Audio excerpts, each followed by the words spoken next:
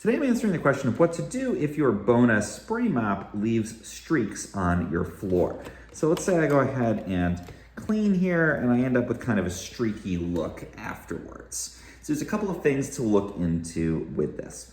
The first thing is just to make sure that you're using the Bona spray cleaning solution, not the polish.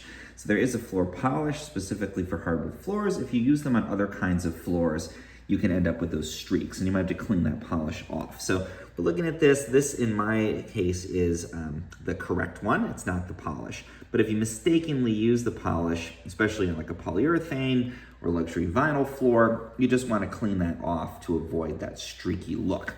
The next thing to check is whether your pad on here is clean. So if I flip this over, easier said than done apparently, let me get a little closer to it, you can see my pad is relatively dirty. So I can just remove this, it is washable, it's a microfiber cloth, so I should just put that in the washing machine and clean it off. That's probably why I'm getting a bit of that streaky look after cleaning on my floor. So check that your pad is good.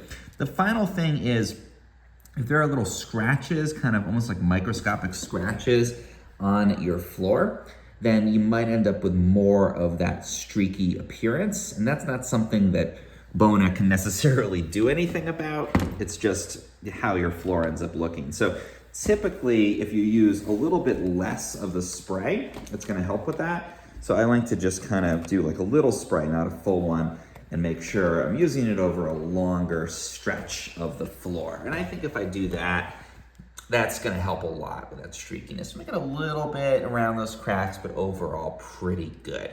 So yeah, make sure you're using the right solution, make sure your pad is clean, and check for those microscopic scratches. If you've got them, just do a little less solution, spread it out over a bigger surface area. If you found this helpful, please do like and subscribe, it really helps me out.